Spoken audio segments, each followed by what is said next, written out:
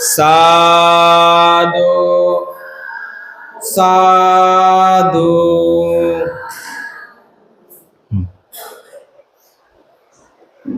फिरवून सगळ्याकडे फिरवायचं. पहिलं स्टार्टिंग काय बघणार आहोत? तत्ववेत्ता कपिल. कपिल कोण होता? ऋषी होता. कपिल कोण होता? आणखी तत्ववेत्ता होता. तत्ववेत्ता म्हणजे तत्वज्ञानी होता. तत्वज्ञानी म्हणजे फिलॉसॉफर होता. त्याने काय तत्व सांगितलं आता आपण बघूया.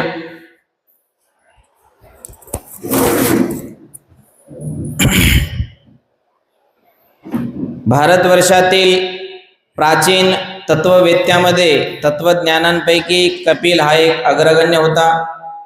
त्याचा तत्वज्ञान विषयक दृष्टिकोन अनन्य होता आणि तत्वज्ञ म्हणून त्याचे स्थान अद्वितीय होते. त्याच्या तत्वज्ञानाला सांख्य तत्वज्ञान असे ओळखले जाईल. त्याच्या विचारांतील मूल तत्वांचे स्वरूप थक्क करून टाकणारे होते. सत्याला पुराव्याचा आधार पाहिजे. सांख्य तत्वज्ञानाचे हे पहिले तत्व होय. पुराव्यांखेरीज सत्य असूच शकत नाही. सत्य सिद्ध करण्यासाठी कपिलाने सिद्धतेचे फक्त दोन मार्ग मानले. एक प्रत्यक्ष ज्ञान आणि अनुमान. प्रत्यक्ष ज्ञान म्हणजे काय? आपल्या समोरील वस्तूचे आपल्या मनाला होणारे आकलन. आणि दुसरं काय? अनुमान. अनुमान हे तीन प्रकारचे असते. कारणावरून कार्य ओळखणे, जसं की ढगांच्या अस्तित्वावरून पावसाचे अनुमान काढणे. दुसरं काय? अनुमान कार्यावरून कारण ओळखणे, जसे दरीतून वाहणाऱ्या ओहळाला पूर आल्यावरून डोंगरावर पाऊस पडत असल्याचे अनुमान काढणे. तिसरे काय आहे? साम्य. जसे मनुष्य जेव्हा हालचाल करतो तेव्हा तो जागा बदलत असतो असे आपण अनुमान काढतो. त्याचप्रमाणे ज्या अर्थी तारे निरनिराळ्या ठिकाणी दिसतात त्या अर्थी त्यांना गती असली पाहिजे. बघा, तत्वज्ञानी कपिल हा बुद्धाच्या काळामधला एक मोठा तत्वज्ञानी होता, फिलॉसॉफर होता. आणि या तत्वज्ञानाच्या नावावरच एका शहराचं नाव पडलं होतं. त्या शहराचं नाव काय आहे? कपिलवस्तू. आणि कपिलवस्तूमध्ये कोण राहत होतं? सिद्धार्थ, शुद्धोदन किंवा शाक्य घराणं, शाक्य कुटुंब. आणि कपिलवस्तू ही कोणत्या राज्याची राजधानी होती?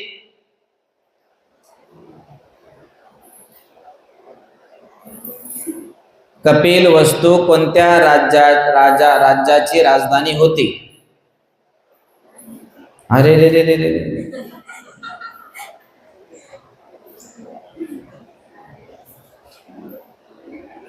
कपिलवस्तू ही शाक्यांची राजधानी होती. शाक्यांची राजधानी होती. कोलियांची देवदह राजधानी होती आणि शाक्यांची कपिलवस्तू राजधानी होती. आणि त्याच कपिलवस्तू म्हणजे कपिल वस्तू हे नाव या तत्ववेत्ता कपिल यांच्यावरूनच पडलेलं आहे. त्यांचं काय तत्वज्ञान होतं? कपिलाचं प्रमुख खऱ्या अर्थाने सांख्य तत्वज्ञान होतं. सांख्य तत्वज्ञान म्हणजे काय? या जगाची उत्पत्ती कशी झाली याबद्दल सांगणारा हा त्यांचा एक सिद्धांत होता. यामध्ये तो म्हणतो की पुरुष आणि निसर्ग यांच्या माध्यमातून, यांच्या संगमातूनच पृथ्वीचा जन्म झाला. हे त्याचं तत्वज्ञान म्हणजे सांख्य तत्वज्ञान, स्टॅटिस्टिक. पहिलं काय सांगतो तो? माझं सांख्य तत्वज्ञान हे दोन गोष्टीवर अवलंबलेलं आहे. एक म्हणजे प्रत्यक्ष ज्ञान आणि दुसरं म्हणजे अनुमान. प्रत्यक्ष ज्ञान म्हणजे काय? जे आपल्या डोळ्याला दिसतं ते.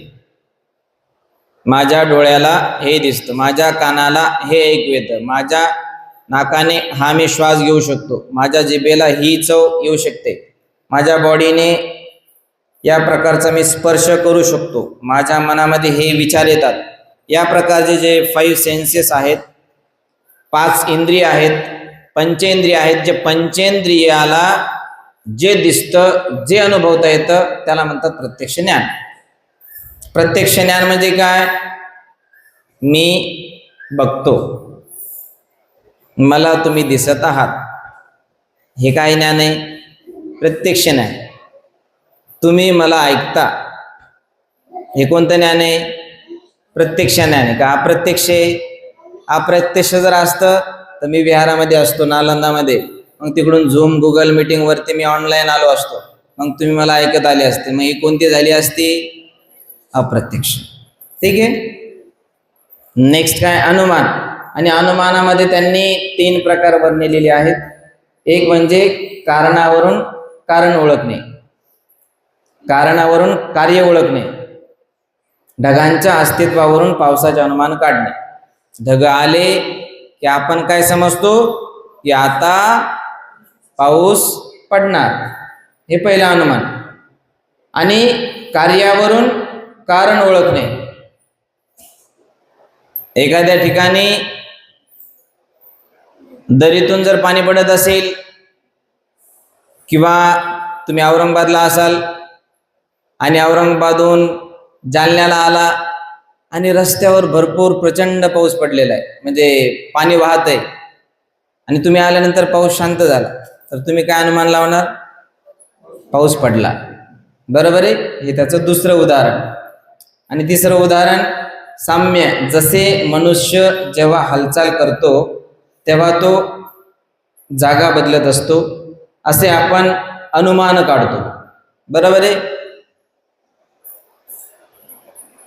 मी आता हालचाल करत आहे, बोलत आहे, उठत आहे, बसत आहे, झोपत आहे, सर्व माझ्या शारीरिक क्रिया करत आहे.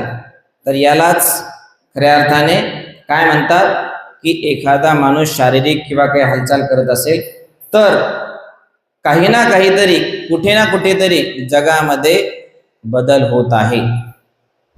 बरोबर आहे. त्याप्रमाणे ज्या अर्थी तारे निरनिराळ्या ठिकाणी दिसतात त्या अर्थी त्यांना देखील गती असली पाहिजे. त्याचे दुसरे तत्व सृष्टीच्या उत्पत्ती संबंधी होते. सृष्टीची उत्पत्ती आणि तिचे कारण. बघा, याने कधी देवाला महत्व दिलं नाही, ईश्वराला महत्व दिलं नाही, दैववादाला महत्व दिलं नाही, आणि हा खऱ्या अर्थाने निरेश्वरवादी तत्वज्ञानी होता, अनिश्वरवादी तत्वज्ञानी होता, म्हणजे आस्तिक तत्वज्ञानी होता. आस्तिक म्हणजे कोण? जे देवाला मानत नाहीत. नास्तिक.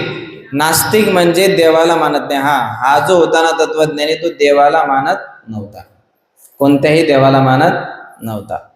मग ती ब्रह्माने पृथ्वी तयार केली हे त्याला मान्य नव्हतं, किंवा इंद्राने सृष्टी तयार केली हे त्याला मान्य नव्हतं, किंवा आणखी काय काय आहे, ब्रह्माच्या मुखातून ब्राह्मण जन्मले, बाहूतून क्षत्रिय जन्मले, पायातून शूद्र जन्मले, आणि वैश्य मांडीतून जन्मले, हे सर्व त्याला कोणत्याही प्रकारे मान्य नव्हतं. अशा पद्धतीचा हा सांख्य तत्वज्ञानी होता, म्हणजे नास्तिक होता. नास्तिक म्हणजेच निरेश्वरवादी, नास्तिक म्हणजेच अनिश्वरवादी, जे ईश्वरावर विश्वास ठेवत नाहीत ते. ईश्वरावर विश्वास न ठेवणारे असे त्या काळामध्ये एकूण 4 ते 5 तत्वज्ञानी होते, किंवा 4 ते 5 अशा स्कूल्स होत्या. त्यामध्ये सांख्य तत्वज्ञान असेल, किंवा जैन दर्शन असेल, बौद्ध दर्शन असेल, सांख्य दर्शन असेल. हे दर्शन म्हणजे नास्तिक दर्शन.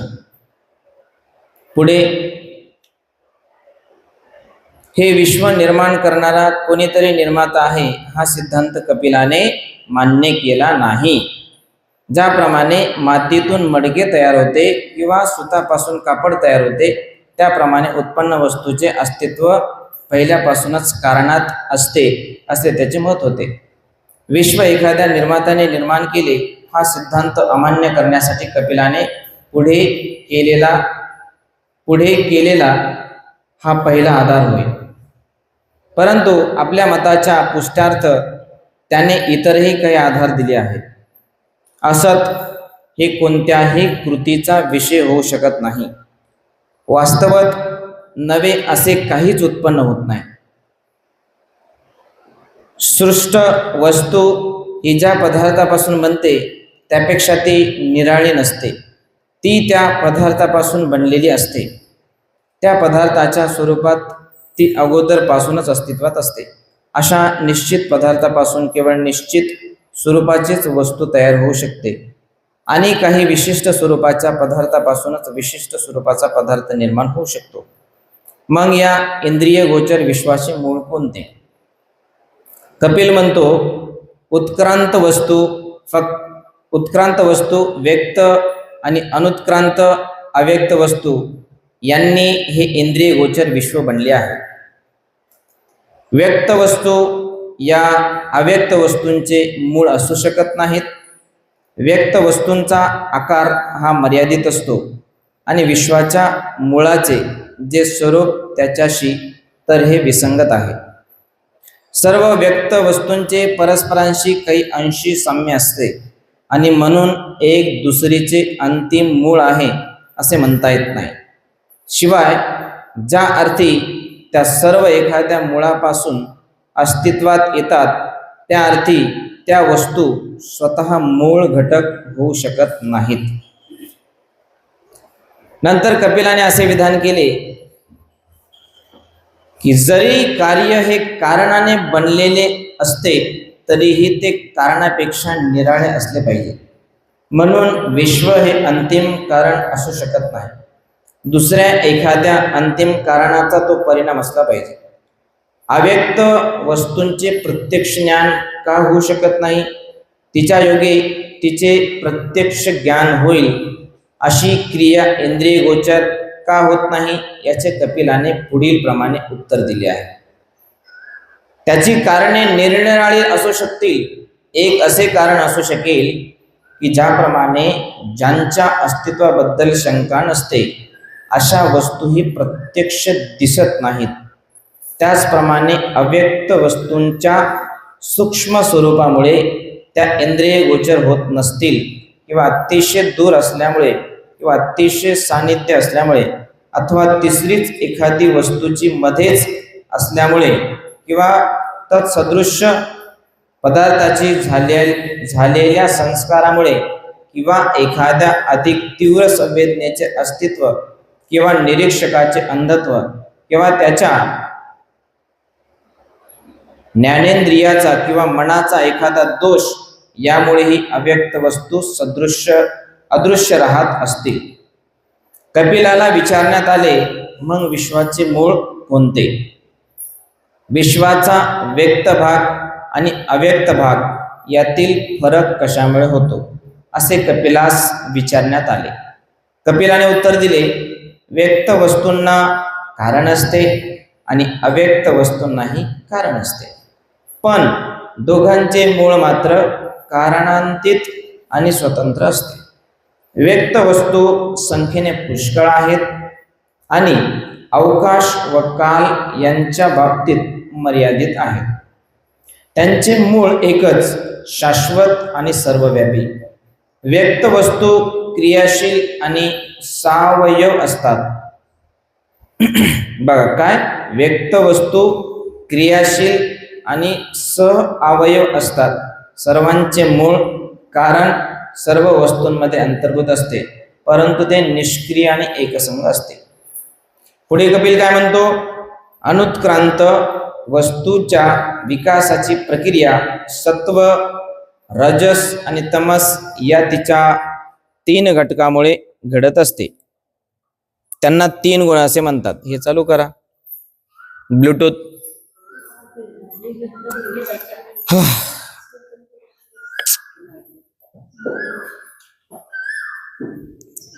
दिले, व्यक्त वस्तूंना कारण असते आणि अव्यक्त वस्तूंनाही कारण असते, पण दोघांचे मूळ मात्र कारणांतीत आणि स्वतंत्र असते. व्यक्त वस्तू संख्येने पुष्कळ आहेत आणि अवकाश व काल यांच्या बाबतीत मर्यादित आहेत. त्यांचे मूळ एकच शाश्वत आणि सर्वव्यापी. व्यक्त वस्तू क्रियाशील आणि सावयव असतात. सर्वांचे मूळ कारण सर्व वस्तूंमध्ये अंतर्भूत असते, परंतु ते निष्क्रिय आणि एकसंग असते. कपिल काय म्हणतो पुढे? अनुत्क्रांत वस्तूच्या विकासाची प्रक्रिया सत्व, रजस आणि तमस या 3 घटकामुळे घडत असते. यांना 3 गुण असे म्हणतात. माणसाच्या सुखाचे कारण होणाऱ्या आणि त्यांचा आविष्कार करणाऱ्या नैसर्गिक प्रकाशाशी यापैकी पहिल्या घटकाचे सादृश्य आहे. दुसरा घटक प्रवृत्ती किंवा क्रियाशीलता निर्माण करतो. तिसरा घटक जड असून तो नियमन करतो आणि निष्क्रिय व उपेक्षांची स्थिती निर्माण करतो. या 3 घटकांचे परस्परांशी असलेले संबंध मूलतच अत्यंत निकटचे असतात. ते एकमेकांवर मात करतात, एकमेकांना आधारही देतात आणि परस्परांत मिसळूनही जातात. हे घटक ज्योत, तेल आणि वात या दिव्याच्या घटकाप्रमाणे असतात. जेव्हा या 3 गुणांत समतोल असतो आणि एक दुसऱ्यापेक्षा वरचढ होत नाही, तेव्हा हे विश्व अचेतन होते व त्याची उत्क्रांती थांबते. जेव्हा या 3 गुणांचा समतोल नसतो आणि एक दुसऱ्यापेक्षा वरचढ होते, तेव्हा हे विश्व सचेतन होते आणि त्याची उत्क्रांती सुरू राहते. गुणांचा समतोल का जातो या प्रश्नाला उत्तर देताना कपिल म्हणतो की दुःखाच्या अस्तित्वामुळे या 3 गुणांचा समतोल बिघडतो. कपिलाच्या तत्वज्ञानातील हे असे सिद्धांत होते. कपिलाचं म्हणणं असं होतं की हे जग कशापासून निर्माण झालेलं आहे? एकतर व्यक्त आणि अव्यक्त गोष्टीपासून. बरोबर आहे? त्याचा आवाज थोडासा कमी कर. हे जग कशापासून बनलेलं आहे? व्यक्त आणि अव्यक्त. व्यक्त होणं म्हणजे काय?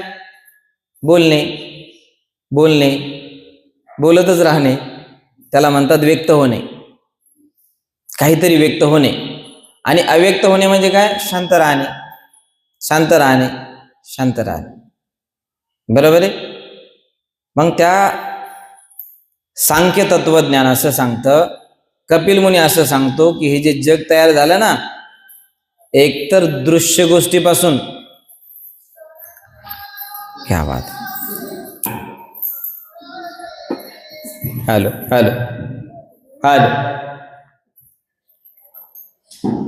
हे जग 2 गोष्टीपासून तयार झालेलं आहे. एक म्हणजे व्यक्त आणि दुसरं म्हणजे अव्यक्त. व्यक्तलाच आपण दृश्य म्हणतो आणि अव्यक्तला आपण अदृश्य म्हणतो. दिसणारी गोष्ट म्हणजे दृश्य आणि न दिसणारी गोष्ट म्हणजे अदृश्य. बरोबर आहे की नाही? आता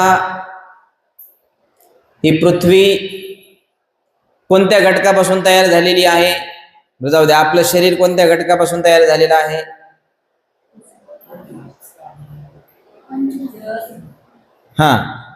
कोणत्या धातूपासून? जल, वायू, अग्नी,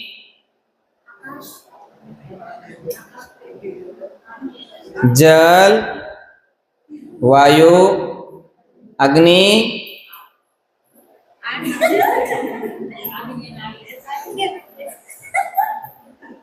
आगन अग्नी एकच आहे नाही.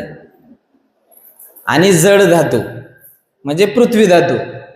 बरोबर आहे की नाही? आता आपलं शरीर आहे.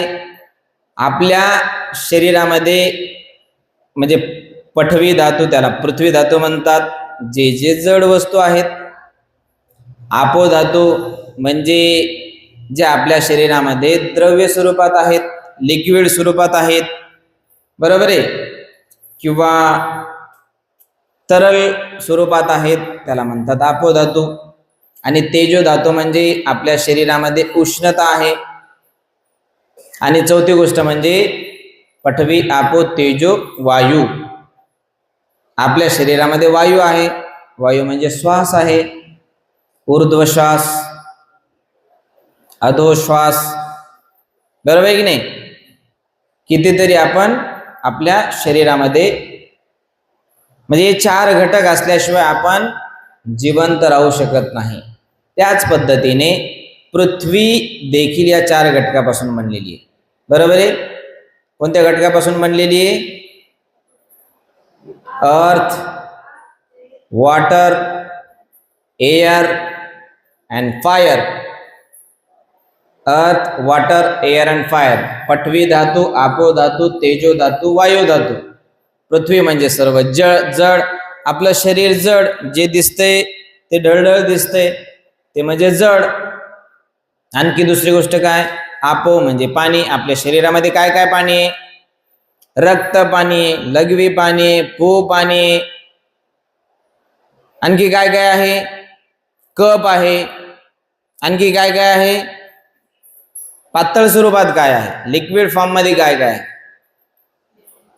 हा, प्लेटलेट्स. ठीक है, प्लेटलेट भी हाँ, ठीक है, कोई बात नहीं, चलो. हाँ, आणि तिसरी गोष्ट काय आहे? हाँ, तेजो. आपल्या शरीरामध्ये तेजो आहे. तेजो म्हणजे तेज. तेज म्हणजेच उष्णता. उष्णता म्हणजेच अग्नी. आणि अग्नी म्हणजेच आग, बरोबर आहे. त्यालाच आपण फायर म्हणतो. मग फायर कशी असते आपल्या शरीरामध्ये? आपण जे अन्न खातो तर ते आपलं पचवण्यासाठी अग्नी लागते का नाही? आपण जर अन्न खाल्लं पचवायला अग्नी नसेल तर आपण मरून जाऊ. मग आपल्या बॉडीचं टेम्परेचर नेहमी किती असतं? 37 डिग्री सेल्सिअस असतं. एवढं आपलं तापमान असतं. जर आपल्याला ताप आली तर मग हेच आपलं तापमान किती होतं? कधी कधी 80 होतं, कधी 100 होतं, कधी 110. माझ्या पोराला 120 ताप गेली, त्याच्या डोक्यात गेली आणि पोरग चक्कर येऊन पडलं, बरोबर. 120 हे काय आहे? उष्णता आहे शरीराची. आणि चौथा घटक काय आहे? वायू. आपल्याला वायू दिसतो का? नाही. म्हणजे 3 गोष्टी आपल्याला दिसतात: पृथ्वी, आपो, तेजो दिसतात, वायू दिसत आहे. म्हणजे याचा अर्थ 3 गोष्टी या व्यक्त आहेत, या दृश्य आहेत. आणि एक गोष्ट वायू ही अदृश्य आहे, म्हणजे अव्यक्त आहे. म्हणजे या 4 गोष्टीपासून पृथ्वी बनलेली आहे, असं त्याचं म्हणणं आहे. आणखी एक गोष्ट तो सांगतो की माणूस हा 3 गोष्टीपासून बनलेला असतो. काय? सत, रज आणि तम. सत्व म्हणजे सात्विक गोष्टी, सात्विक भोजन, सात्विक माणूस म्हणजे शाकाहारी माणूस, म्हणजे नॉन व्हेजिटेरियन माणूस, त्याला म्हणतात सत. रज म्हणजे काय?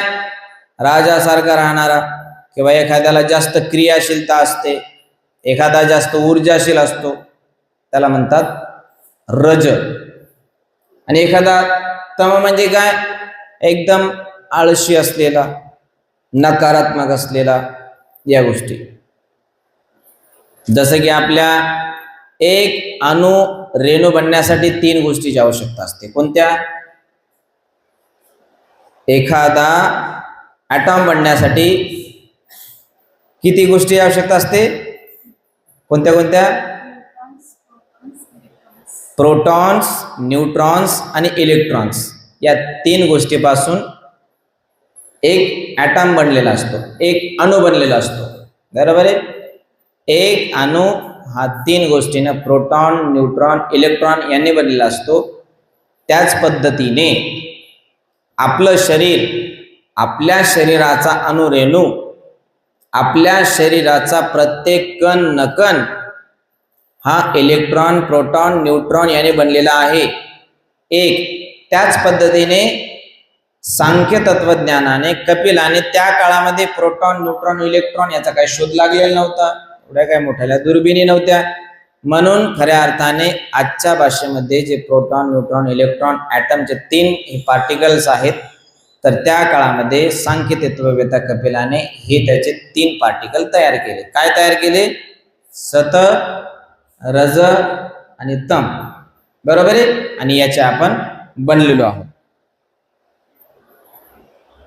पुढे हद, ज्याची शिकवण तर्कशास्त्र आणि वास्तवता यावर आधारलेली आहे, असा कपिल हा एकच तत्वज्ञ असल्याचे बुद्धांना आढळून आले. तथापि कपिलाने सांगितलेल्या प्रत्येक गोष्टीचा त्यांनी स्वीकार केला नाही. बुद्धांनी कपिलाच्या फक्त 3च गोष्टी ग्राह्य धरल्या. सत्य हे पुराव्याने सिद्ध झाले पाहिजे, एक. दुसरं काय? क्रियेला बुद्धिवादाचा आधार असला पाहिजे, हे त्यांनी मान्य केले. देव अस्तित्वात आहे किंवा त्याने विश्व निर्माण केले आहे हे गृहीत धरण्यास तर्कशास्त्राचा किंवा वस्तुस्थितीचा कोणताही आधार नाही, हे त्यांनी मान्य केले. जगात दुःख आहे हे त्यांनी मान्य केले. कपिलाच्या शिकवणुकीतील बाकीचा भाग आपल्या उद्दिष्टाच्या दृष्टीने अनावश्यक म्हणून त्यांनी सोडून दिला. बरोबर आहे. आपण देखील तसंच करतो जीवनामध्ये. जेवढं आपल्याला आवश्यक वाटतं तेवढं आपण स्वीकारतो, जेवढं आपल्याला अनावश्यक वाटतं आपण ते सोडून देतो. बरोबर आहे की नाही? कोळशाच्या खाणीमधून आपण काय घेतो?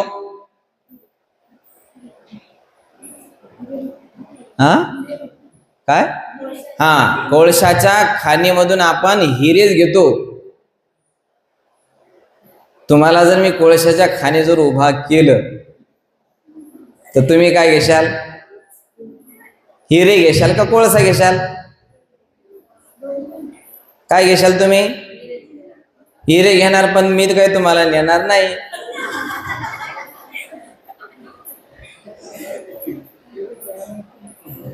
सांगायचं तात्पर्य हे की आपण आता या पुस्तकामध्ये आहोत किंवा बुद्धाने त्यांचा धम्म ग्रंथावर आहोत किंवा जगाच्या ज्ञानासमोर आहोत आपण, तर जगामध्ये काय ज्ञान घ्यायचं हे आपल्या हातामध्ये. आपल्याला हिरा घ्यायचा की कोळसा घ्यायचा? तर कपिलाचे 3 तत्व बुद्धाने स्वीकारले. काय तत्व त्यांनी स्वीकारले? की सत्य हे पुराव्याने सिद्ध जर होत असेल तरच मी स्वीकारतो, अन्यथा मी स्वीकारत नाही. सत्य हे माझ्या बुद्धीला पटत जर असेल तरच मी ते स्वीकारतो, अन्यथा स्वीकारत नाही. बुद्धाचं फार अवघड काम होतं. बुद्ध तेव्हाच मानायचे, जे माझ्या बुद्धीला पटन ते मी मानतो. आणि बाबासाहेब देखील बुद्धाबद्दल तसंच म्हटलेलं आहे, जे बुद्धीला पटन ते बुद्धाचं. जे बुद्धीला पटन ते बुद्धाचं. आणि जे बुद्धाचं ते बुद्धीला पटन. समझ रहा है मैं क्या बोल रहा हूं? जे बुद्धीला पटन ते बुद्धाचं, आणि जे बुद्धाचं आहे ते बुद्धीला पटन. Okay, understand? म्हणजे बुद्धाने या सांख्य तत्वज्ञानी तत्ववेत्याकडून एक हे घेतलं की जे बुद्धीला पटेल ते घ्यायला पाहिजे. मला ते सिद्ध जर असेल, प्रूव्ह होत असेल, प्रूव्हन असेल तरच मी स्वीकार. दुसरी गोष्ट काय? कपिलाने देव मांडला नाही, देव अस्तित्वात नाही याबद्दल विश्वास होता कपिलाचा, मग ते देखील तत्व बुद्धाने स्वीकारले. तिसरं तत्व काय? जगामध्ये दुःख आहे. जगामध्ये दुःख आहेच. मला सांगा, तुम्ही सगळे सुखी आहात का दुःखी आहात? पण सगळ्यात जास्त काय आहे? काय आहे? दुःख आहे. म्हणजे आज मी तुम्हाला विचारायला लागलो की तुम्ही सगळ्यात जास्त काय आहात, तर तुमच्या तोंडी दुःख यायला लागलं. म्हणजे 2500 वर्षापूर्वी बुद्ध होते आणि 2500 वर्षाच्याही अगोदर काही 200-500 वर्ष कपिल होता. म्हणजे त्याने जगामध्ये दुःख आहे असं मांडलं, बुद्धाने देखील जगामध्ये दुःख आहे असं मांडलं. तुम्ही देखील तेच म्हणत आहात, मी देखील तेच म्हणत आहे आणि पुढचे येणारे बुद्ध देखील तेच म्हणणार. म्हणजे जगातलं दुःख संपणार नाही आणि आनंदनगरचं तर संपणार.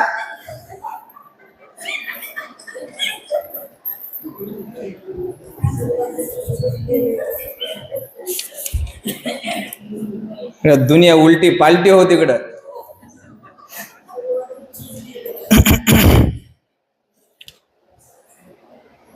हा, तिसरा पॉइंट, तिसरा चॅप्टर आपला ब्राह्मणे म्हणजे काय असतं. वेदानंतरचे धार्मिक ग्रंथ ब्राह्मणे या नावाने ओळखले जातात. दोघांनाही पवित्र ग्रंथ मानले जात होते. वस्तुतः ब्राह्मणे हा वेदांचाच भाग आहे. दोन्ही ग्रंथ सारख्याच महत्त्वाचे मानले जात असून त्यांना श्रुती या नावाने संबोधतात. ब्राह्मण तत्वज्ञाने 4 सिद्धांतावर आधारलेले आहे. पहिला सिद्धांत हा की वेद हे केवळ पवित्र आहेत असे नसून ते अचूक आहेत आणि त्यांचा अधिकार वादातीत आहे. ब्राह्मण तत्वज्ञानाचा दुसरा सिद्धांत असा की योग्य ते वैदिक यज्ञ केले, धार्मिक विधी समारंभ पार पाडले आणि ब्राह्मणांना दक्षिणा दिली तरच आत्म्याला मुक्ती मिळते. म्हणजे जन्म मरणाच्या फेऱ्यातून त्या माणसाची सुटका होते. वेदात सांगितलेली आदर्श धर्माची कल्पना ब्राह्मणांपाशी होती असे नव्हे, तर आदर्श समाजाविषयीही त्यांची एक कल्पना होती. या आदर्श समाज रचनेला त्यांनी चातुर्वर्ण्य असे नाव दिले. चातुर्वर्ण्याची कल्पना वेदात सांगितलेली आहे आणि ज्या अर्थी वेद हे स्खलनांतित व वादातीत आहेत, त्या अर्थी समाज रचनेची चातुर्वर्ण्य पद्धती सुद्धा बंधनकारक आणि वादातीत आहे. ही समाज पद्धती काही विशिष्ट नियमावर आधारलेली आहे. पहिला नियम असा की समाज रचना 4 वर्णात विभागला जावा: ब्राह्मण, क्षत्रिय, वैश्य आणि शूद्र. दुसरा नियम असा की या वर्णात सामाजिक समता असू शकत नाही. वर्गवार विषमतेच्या नियमाने ते परस्परांशी बांधले गेले पाहिजे. सर्वांच्या वर ब्राह्मण असले पाहिजेत. ब्राह्मणांच्या खालोखाल पण वैश्याच्या वर क्षत्रिय असले पाहिजे. क्षत्रियांच्या खालोखाल परंतु शूद्रांच्या वर वैश्य असले पाहिजे आणि शूद्र हे सर्वांच्या खाली असले पाहिजे, असा वेदाचा सिद्धांत सांगतो. हक्क आणि अधिकार यांच्या बाबतीत या 4 वर्णात समानता असू शकत नव्हती. हक्क व अधिकार यांचा प्रश्न वर्गवार विषमतेच्या नियमावर आधारलेला होता. ब्राह्मणाला त्याच्या इच्छेप्रमाणे हवे असतील ते सर्व हक्क आणि अधिकार असत, पण ब्राह्मणांना जे हक्क व अधिकार मिळत ते क्षत्रियाला मिळत नसत. त्याला वैश्यापेक्षा जास्त हक्क व अधिकार मिळत. वैश्याला शूद्रापेक्षा अधिक हक्क व अधिकार असत, पण क्षत्रियाला मिळणारे हक्क व अधिकार त्याला मिळत नसत आणि शूद्राला तर अधिकार नव्हतेच, पण खास हक्क तर मुळीच नव्हते. 3 वरिष्ठ वर्णांना न दुखविता जगणे एवढाच त्याला हक्क होता. चातुर्वर्ण्याचा तिसरा नियम व्यवसायाच्या विभागणीसंबंधी होता. अध्ययन, अध्यापन आणि धार्मिक विधी करणे हा ब्राह्मणांचा व्यवसाय होता. क्षत्रियांचा व्यवसाय लढाई करणे होता. व्यापार वैश्यांचा व्यवहार होता आणि 3ही वर्गाची सेवा करणे हा शूद्रांचा व्यवसाय होता. निरनिराळ्या वर्णांना दिलेले व्यवसाय हे खास त्या वर्णासाठी होते. एका वर्णाच्या व्यवसायात दुसऱ्याला शिरता येत नसे. चातुर्वर्ण्याचा चौथा नियम शिक्षणाच्या हक्कासंबंधी होता. चातुर्वर्ण्य पद्धतीने शिक्षणाचा हक्क ब्राह्मण, क्षत्रिय व वैश्य या पहिल्या 3 वर्गांना होता. शूद्रांना शिक्षणाचा हक्क नव्हता. चातुर्वर्ण्याच्या नियमाने शिक्षणाचा हक्क केवळ शूद्रांनाच नाकारण्यात आला नव्हता, तर ब्राह्मण, क्षत्रिय आणि वैश्य या वर्णातील स्त्रियांना देखील तो नाकारण्यात आला होता. आणखी एक 5वा नियम. या नियमानुसार माणसाचे आयुष्य 4 आश्रमात किंवा टप्प्यात विभागले गेले होते. पहिल्या आश्रमाला ब्रह्मचर्य म्हणायचे, दुसऱ्या आश्रमाला गृहस्थाश्रम, तिसऱ्या आश्रमाला वानप्रस्थ आणि चौथ्या आश्रमाला संन्यास आश्रम असे म्हणायचे. पहिल्या आश्रमाचे उद्दिष्ट अध्ययन करणे, शिक्षण व शिक्षा देणे. दुसऱ्याचे उद्दिष्ट वैवाहिक जीवन जगणे. तिसऱ्याचे उद्दिष्ट वैराग्य जीवनाचे म्हणजे गृहत्याग न करता कौटुंबिक बंधन तोडून टाकणाऱ्या जीवनाची ओळख करून देणे हे होते. चौथ्या आश्रमाचे उद्दिष्ट माणसाला ईश्वराचा शोध घेण्यास व त्यामध्ये विलीन होण्यास समर्थ करणे हे होते. या आश्रमाचे फायदे फक्त 3 वरिष्ठ वर्णाच्या पुरुषांनाच घेता येत असत. पहिला आश्रम शूद्र व स्त्रिया यांच्यासाठी नव्हता, त्याचप्रमाणे चौथाही आश्रम शूद्र व स्त्रियांना वर्ज्य होता. चातुर्वर्ण्य नावाची अशी होती दिव्य आदर्श समाज रचना, तिला चातुर्वर्ण्य असे नाव देण्यात आले होते. ब्राह्मणांनी नियमाला आदर्शाचे स्वरूप दिले आणि कुठलाही पळवाटा किंवा उणिवा न ठेवता तो आदर्श प्रत्यक्षात उतरविला. बघा, समजतंय? थोडंफार थोडं उली उली किंचित किंचित. मी एकदा भोजनाला गेलो होतो, म्हणे भात देऊ का? नको, उलसा घ्या ना म्हणे.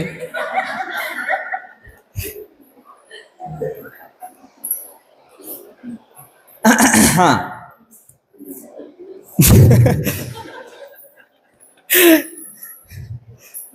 उलसाक उलसाक इट मीन्स उली उली उली उली. थोडा तरी घ्या. टाका म्हटलं, टाकला. हा, तर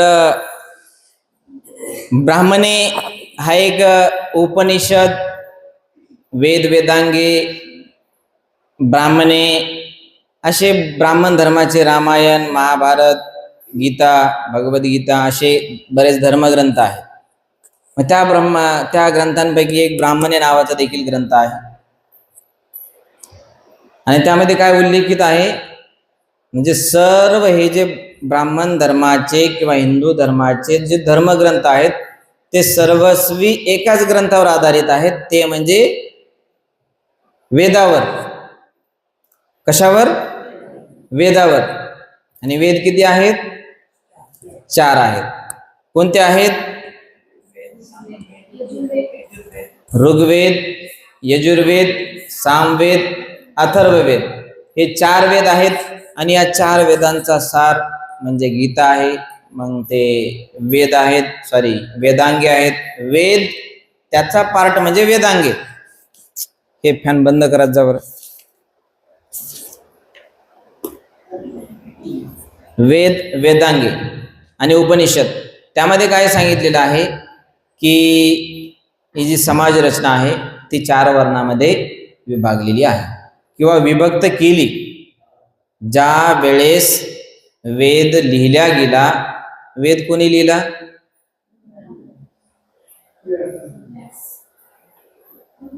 कोणी लिहिला? याचं उत्तर तुम्ही उद्या मला शोधून दाखवा. ठीक आहे, इट्स युअर होमवर्क. तर त्याच्यामध्ये असं आहे की 4 वर्णामध्ये समाज विभागलेला आहे. एक तर ब्राह्मण, क्षत्रिय, वैश्य, शूद्र. ब्राह्मण हा 3ही वर्णापेक्षा श्रेष्ठ होता. क्षत्रिय हा खालच्या 2 वर्णापेक्षा श्रेष्ठ होता पण ब्राह्मणापेक्षा कनिष्ठ होता. वैश्य हा शूद्रापेक्षा श्रेष्ठ होता पण दोन्ही वर्णापेक्षा कनिष्ठ होता. आणि शूद्र हा शूद्र शेवटी अतिशूद्र होता.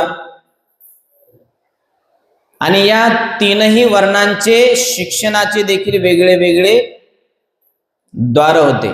ब्राह्मण, क्षत्रिय, वैश्य यांना शिक्षणाची संधी होती, पण आपल्या शूद्र आणि शूद्रातील लोकांना बंदी होती.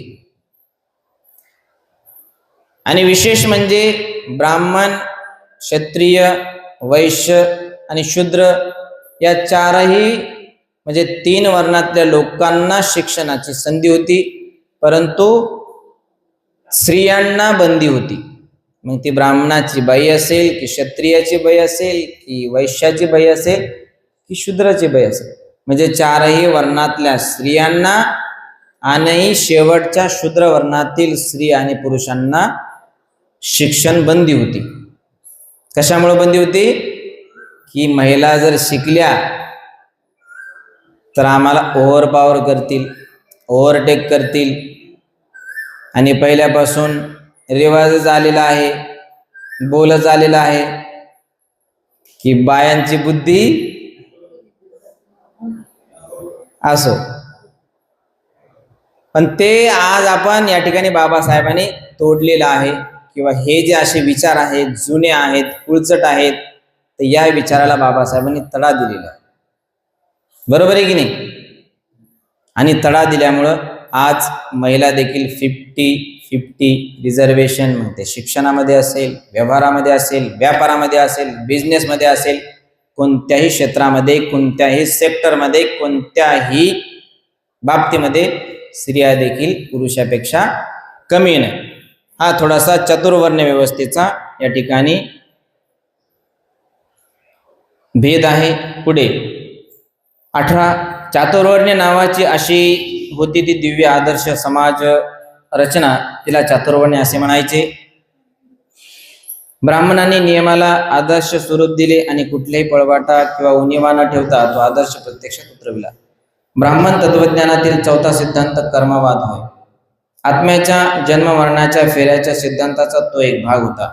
ब्राह्मणाचे कर्मवादाचे तत्वज्ञाने पुनर्जन्म घेऊन जेव्हा आत्मा नव्या देहात प्रवेश करतो तेव्हा तो कुठे जातो या प्रश्नाला दिलेले उत्तर होय.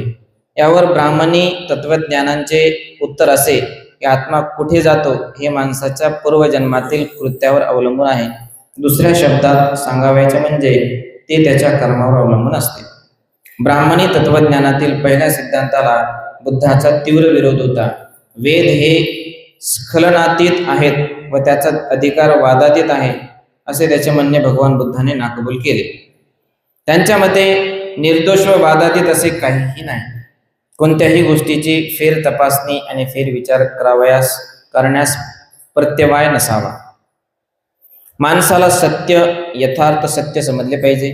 भगवान बुद्धाच्या मते विचार स्वातंत्र्य सर्वात महत्वाची व आवश्यक बाब होती आणि सत्य शोधून काढण्याचा स्वतंत्र विचार स्वातंत्र्य हा एकमेव मार्ग आहे अशी त्यांची खात्री होती. वेद अपौरुषेय आहेत असे मानणे याचा अर्थ विचार स्वातंत्र्याला संपूर्ण नकार देणे असा होय. या कारणास्तव ब्राह्मणी तत्वज्ञानाचा सिद्धांत भगवान बुद्धांना दोषार्ह वाटला, त्याच्यामध्ये दोष वाटला. ब्राह्मणी तत्वज्ञानातील दुसऱ्या सिद्धांतालाही त्यांचा तितकाच विरोध होता. यज्ञामध्ये काही तथ्य असल्याचे त्यांना मान्य होते, परंतु खरा यज्ञ आणि खोटा यज्ञ यात त्यांनी भेद केला. दुसऱ्यांच्या हितासाठी स्वहिताचा त्याग करणे हा खरा यज्ञ होय असे त्यांनी म्हटले. वैयक्तिक स्वार्थासाठी, देवाला प्रसन्न करण्यासाठी एखाद्या पशुचा बळी देणे हा त्यांच्या मते खोटा यज्ञ होय. ब्राह्मणांचे यज्ञ हे बहुधा देवाला संतुष्ट करण्यासाठी पशूंचे, प्राण्यांचे बळी देऊन केलेले यज्ञ असायचे. अशा यज्ञाचा खोटे यज्ञ म्हणून त्यांनी धिक्कार केला. आत्म्याच्या मुक्तीसाठी जरी असे यज्ञ केले गेले तरीही त्यांना ते मान्य नव्हते. यज्ञविरोधी असलेले लोक ब्राह्मणांचा उपहास करून म्हणत, पशुचा बळी देऊन जर एखाद्याला स्वर्ग प्राप्ती होत असेल तर मग त्याने स्वतःच्या बापाचा बळी का देऊ नये? स्वर्गात जाण्याचा तो अधिक जलद मार्ग होईल. बघा, जे ब्राह्मण धर्मातले जे सिद्धांत होते, तत्वज्ञान होते किंवा टेनेट्स होते, फिलॉसॉफी होती, तर त्यापैकी एक फिलॉसॉफी म्हणजे यज्ञ. बुद्धाला यज्ञ काय मान्य होता की एखाद्या माणसाला किंवा अनेक माणसाला त्यांच्या हितासाठी तुम्ही जर काही करत असाल तर तो यज्ञ. म्हणजे आता यज्ञ कसा?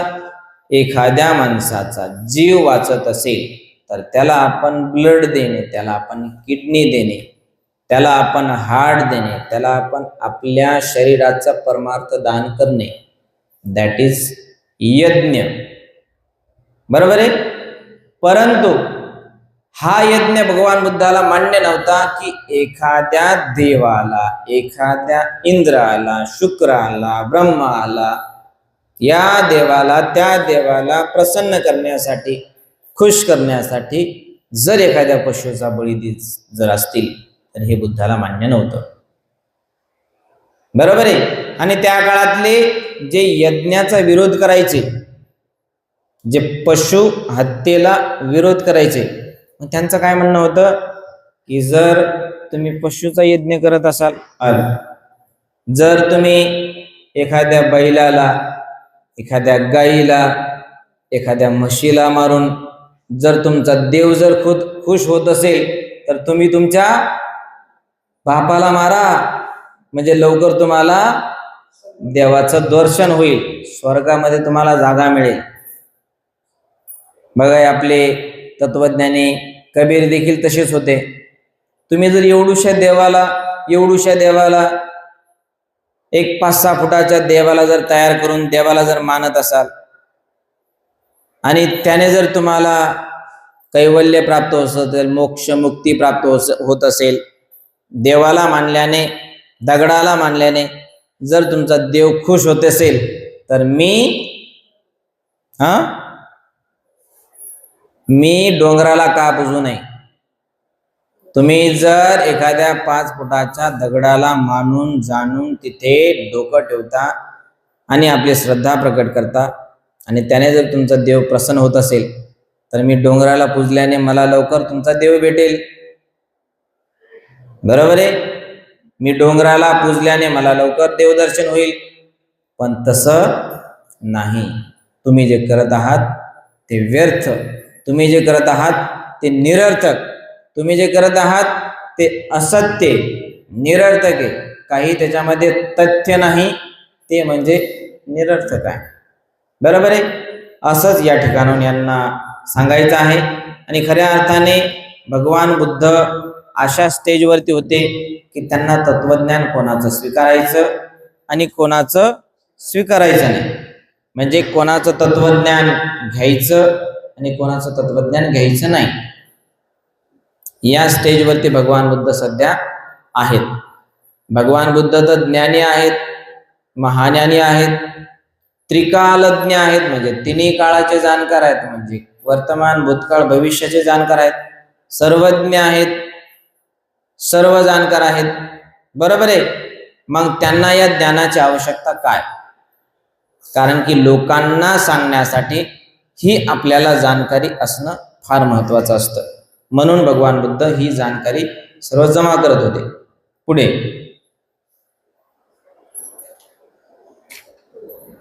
कहा थे हम? 29. भगवान बुद्ध या विचाराशी अंतःकरणपूर्वक सहमत होते. भगवान बुद्ध देखील या मताशी सहमत होते. तुम्ही जर पशुबळी देत असाल, प्राण्याला मारत असाल आणि त्याने जर तुमचा देव प्रसन्न होत असेल, तर तुम्ही तुमच्या मायेला का मारत नाही? तुम्ही तुमच्या बापाला का मारत नाही? तुम्ही तुमच्या सगळ्या खानदानाला मारा आणि लवकर तुम्हाला स्वर्ग मिळेल, देवदर्शन होईल. भगवान बुद्ध या विचाराशी अंतःकरणपूर्वक सहमत होते. यज्ञाचा सिद्धांत भगवान बुद्धांना जितका तिरस्करणीय वाटत होता, तितका चातुर्वर्ण्याचा सिद्धांत देखील त्यांना नापसंत होता. चातुर्वर्ण्याच्या नावाने ब्राह्मणी धर्माने केलेली समाजरचना त्यांना नैसर्गिक समाजरचना वाटली नाही. तिच्यातील वर्गरचना सक्तीची आणि जुलमी होती. विशिष्ट वर्गाच्या मतलबानुसार तयार केलेली अशी ती समाजरचना होती. मोकळा आणि स्वतंत्र समाज त्यांना पसंत होता. ब्राह्मणांची चातुर्वर्ण्य पद्धती कधी न बदलणारी कायम स्वरूपाची अशी समाजरचना होती. एकदा ब्राह्मण झाला की तो कायमचा ब्राह्मण, एकदा क्षत्रिय झाला की तो कायमचा क्षत्रिय, एकदा वैश्य झाला की तो कायमचा वैश्य, एकदा शूद्र झाला की तो कायमचा शूद्र. ही समाजरचना बुद्धाला मान्य नव्हती. व्यक्तीच्या जन्मावरून प्राप्त झालेल्या दर्जावर आधारलेली होती. या व्यवस्थेत माणसाचा दुर्गुण कितीही भयंकर असला तरी त्यामुळे त्याचा दर्जा कमी होत नसे आणि त्याचा सद्गुण कितीही मोठा असला तरी त्याचा दर्जा उंचावण्याच्या दृष्टीने या सद्गुणाला काहीही किंमत नसे. योग्यता आणि प्रगती यांना या समाजरचनेत काही स्थान नव्हते. विषमता प्रत्येक समाजात असते, पण ब्राह्मणी धर्मात तिचे स्वरूप अगदी निराळे होते. ब्राह्मणाने सांगितलेली विषमता ही त्या समाजाचे अधिकृत तत्व होते. समाजावर वाढलेले ते केवळ भांडवल नव्हते. ब्राह्मणी धर्माचा समतेवर विश्वास नव्हता, वस्तुत समतेला त्याचा विरोध होता. ब्राह्मणी धर्माचे केवळ विषमतेने समाधान झाले नाही, वर्गवार विषमता हे त्यांचे सार होते. समाजात सुसंवाद निर्माण करण्याचे तर दूरच राहो, पण वर्गवार विषमतेने समाजात चढत्या प्रमाणात द्वेष आणि उतरत्या प्रमाणात तिरस्कार निर्माण केला असून ते अखंड कलहाचे कारण होईल असे बुद्धाला वाटले. 4 वर्णाचे व्यवसाय देखील निश्चित केले गेले होते. व्यवसायाची निवड करण्याचे स्वातंत्र्य कुणाला नव्हते. शिवाय हे व्यवसाय काम करण्याची कुशलता यानुसार निश्चित करण्यात आले नव्हते, तर ते जन्मावरून निश्चित केले गेले होते. चातुर्वर्ण्यांच्या नियमाचे काळजीपूर्वक निरीक्षण केल्यावर भगवान बुद्ध अशा निष्कर्षाला पोहोचले की ब्राह्मणी धर्माने ज्या तात्विक पायावर समाज रचना उभारणी केली, तो पाया जरी स्वार्थी नसला तरी तो चुकीचा खास होता. त्यांना स्पष्ट दिसले की चातुर्वर्ण्याने सर्वांच्या हितसंबंधाकडे तर लक्ष दिले नाहीच आणि स्वतःच्या सर्वांच्या कल्याणाचा पुरस्कार तर मुळीच केला नाही, तर खरोखर मुठभर लोकांच्या हितासाठी बहुसंख्य लोकांना राबविण्यासाठी चातुर्वर्ण्याची योजना जाणून बुजून तयार करण्यात आली होती. या योजनेनुसार स्वतःला मानवश्रेष्ठ म्हणून घेणाऱ्या वर्गाची सेवा करणे माणसाला भाग पाडण्यात आले.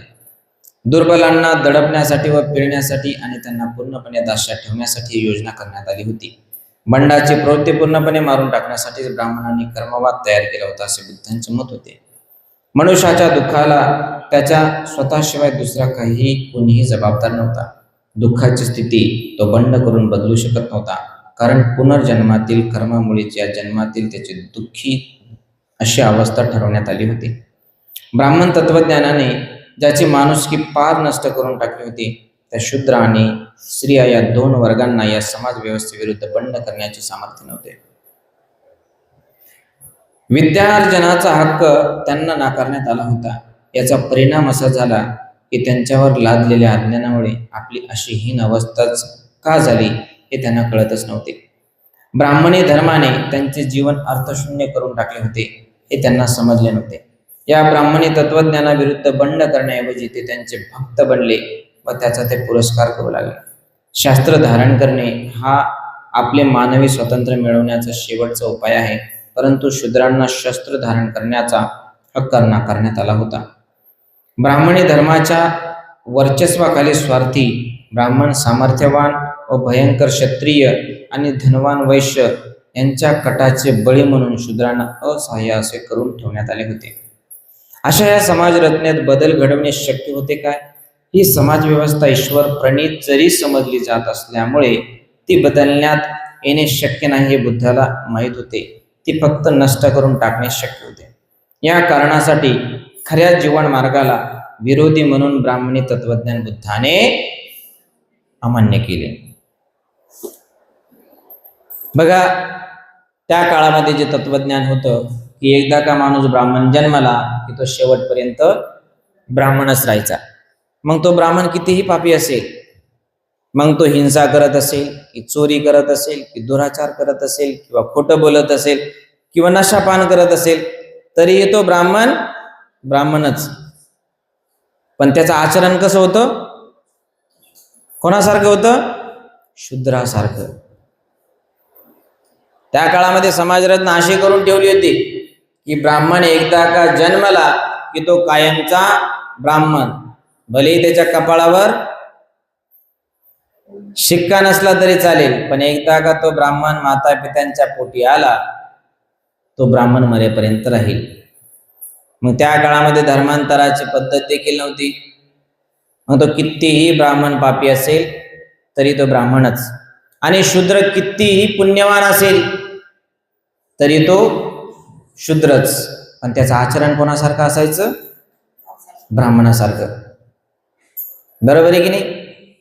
म्हणजे आता मी तुम्हाला विचारतो की तुम्ही सगळे शुद्ध आचरण करणारे, चांगले आचरण करणारे, चांगले बोलणारे आहेत,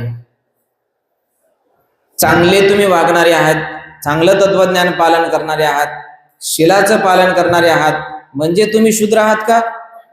म्हणजे तुम्ही सगळे कोण आहात? ब्राह्मण.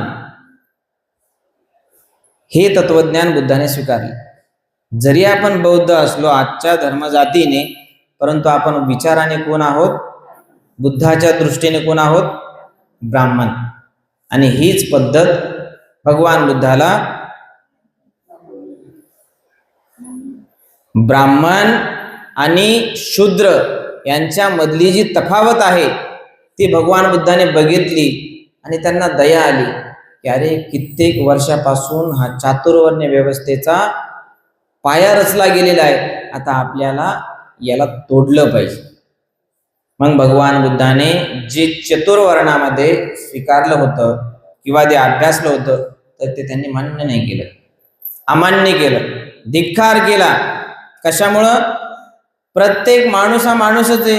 ब्राह्मणही माणूसच आहे, क्षत्रिय माणूसच आहे, वैश्यही माणूसच आहे, शूद्रही माणूसच आहे. सगळे जर माणसं असतील तर त्यांना माणसाचा अधिकार द्यायला पाहिजे. बरोबर आहे.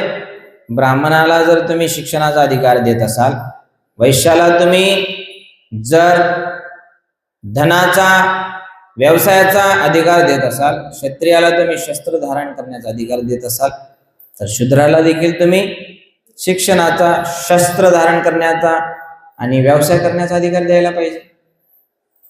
तेव्हा समाजामध्ये समानता येईल, तेव्हा समाजामध्ये विषमता नष्ट होईल, तेव्हा समाजामध्ये असमानता नष्ट होईल, तेव्हा समाजामध्ये समानता येईल किंवा समतोल येईल. हे भगवान बुद्धाचा दृष्टिकोन होता. आणि आज देखील बाबासाहेबांनी आपल्या संविधानामध्ये तेच केलेलं आहे. बघा, चातुर्वर्ण्य व्यवस्था ही बुद्धाच्या काळाच्या अगोदरपासून चालत आलेली आहे. आणि ती चातुर्वर्ण्य व्यवस्था बघा किती वर्ष आपण पाळत आलेलो आहे. जवळजवळ 3 ते 5 हजार वर्ष. आता आपल्याला बुद्धाला जाऊन आपल्यातून 2,500 वर्ष झाले आणि त्याही अगोदरपासून चातुर्वर्ण्य व्यवस्था होती. बरोबर आहे. आणि तेव्हापासून ते आजपर्यंत तो बाट होता, ती अस्पृश्यता होती, शूद्रांचा काळ होता.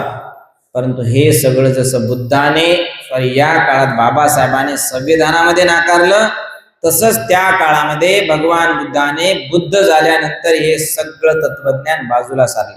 काय काय तत्वज्ञान होतं? चातुर्वर्ण्य व्यवस्था. क्षत्रिय, ब्राह्मण, वैश्य, शूद्र मला मान्य नाही. यज्ञ तुम्ही करता त्यामध्ये पशुबळी देता, ज्याने समाजाचं नुकसान होतं, पशुची हानी होते, तुमचं पाप वाढतं, हे देखील मला मान्य नाही. वेद, वेदांगी, उपनिषद जे भगवान बुद्ध त्या काळामध्ये सांगायचे, शिकवायचे लोकांना, ते देखील भगवान बुद्धाला मान्य नव्हतं. अशा पद्धतीने भगवान बुद्धाला जे आवश्यक होतं ते त्यांनी घेतलं आणि जे अनावश्यक होतं त्यांनी धिक्कार केला. कपिलाचं त्यांना तत्वज्ञान आवडलं म्हणून त्यांनी कपिलाचं तत्वज्ञान स्वीकारलं आणि कपिलाचं जे त्यांना आवडलं नाही तर ते त्यांनी धिक्कारलं. वेदांगापैकी देखील जे त्यांना आवडलं ते स्वीकारलं, जे त्यांना आवडलं नाही ते धिक्कारलं. ठीक आहे, समजलं? अशा पद्धतीनं आपला कपिलाचे तत्वज्ञान व वेदांग आजचा हा चॅप्टर आपण या ठिकाणी संपवलेला आहे. या ठिकाणी आपण आशीर्वादांचे थांबूया.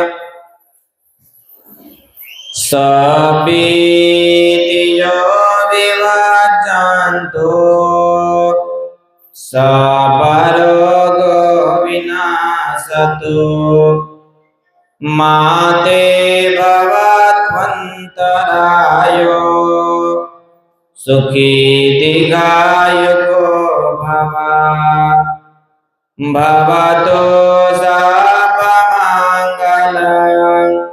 रक्षन्तु सर्वदेवता सर्वबुद्धानुभावेन सर्वधम्मानुभावेन सर्वसङ्घानुभावेन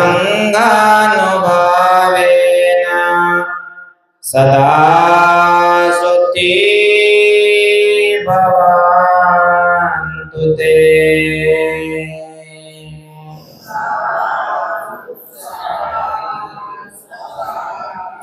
बुद्धं नमामि, धम्मं नमामि, संघं नमामि.